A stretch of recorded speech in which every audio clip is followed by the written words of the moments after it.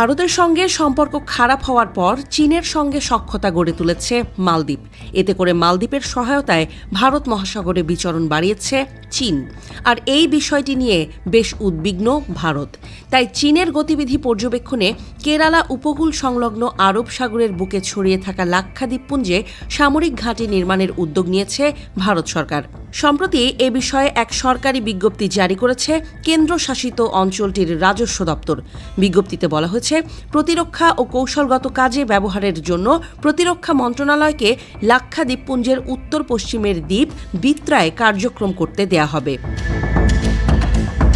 ভারতীয় সংবাদ মাধ্যম ইকোনমিক টাইমস বলছে, যে দ্বীপে ঘাঁটি গড়বে ভারত সেখানে বাস করে 105টি পরিবার। দ্বীপটি স্থানীয়ভাবে আদিবাসী অধ্যুষিত এলাকা হিসেবে পরিচিত।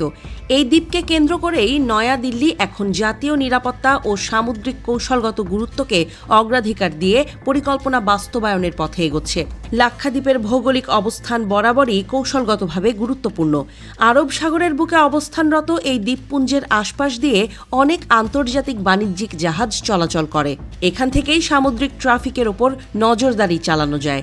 পাশাপাশি লাক্ষাদ্বীপ নৌ অভিযান পরিচালনার ক্ষেত্রেও গুরুত্বপূর্ণ কেন্দ্র।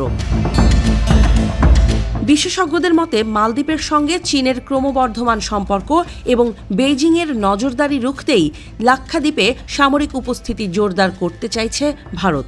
ভারতের দক্ষিণ উপকূলে নিশ্চয়তা নিশ্চিত করতে বিত্রায় প্রতিরক্ষা ঘাঁটি স্থাপন এক বড় কৌশলগত পদক্ষেপ বলে মনে করছেন নিরাপত্তা বিশ্লেষকরা। তবে এই ঘাঁটি নির্মাণের পদক্ষেপ ঘিরে শুরু হয়েছে রাজনৈতিক ও জনসাধারণের বিরোধিতা। এই সিদ্ধান্তের তীব্র বিরোধিতা করেছেন লাক্ষাদ্বীপের কংগ্রেস সংসদ সদস্য হামদুল্লাহ সাইদ। তিনি বলেন, বিত্রায় শান্তিপূর্ণ পরিবেশ ধ্বংস করার জন্যই কেন্দ্রীয় সরকার এমন সিদ্ধান্ত নিচ্ছে। আমি বিত্রায় নেতাদের সঙ্গে কথা বলেছি, তাদের পাশে থাকব, রাজনৈতিক এবং আইনি সব ধরনের লড়াই চালিয়ে যাব। তার অভিযোগ, স্থানীয় বাসিন্দাদের মতামত নেওয়া তো দূরের কথা, কোনো আলোচনা ছাড়াই কেন্দ্র এই সিদ্ধান্ত চাপিয়ে দিয়েছে। তাদের জন্য কোনো বিকল্প বা ক্ষতিপূরণও বিবেচনায় নেওয়া হয়নি। 2023 সালের শুরুতে ভারত মালদ্বীপ কূটনৈতিক সম্পর্কে টানাপোড়েন শুরু হয়। মালদ্বীপের কিছু নেতার বিতর্কিত মন্তব্যের জেরে ভারতের পর্যটকরা সে দেশকে বয়কটের ডাক দেয়। সেই পরিপ্রেক্ষিতে ভারতের প্রধানমন্ত্রী নরেন্দ্র মোদী লাক্ষাদ্বীপ সফরে যান। তখন থেকেই লাক্ষাদ্বীপকে বিকল্প পর্যটন কেন্দ্র হিসেবে তুলে ধরা হয়। এর মাধ্যমে দ্বীপটির কৌশলগত গুরুত্ব নতুন করে আলোচনায় আসে।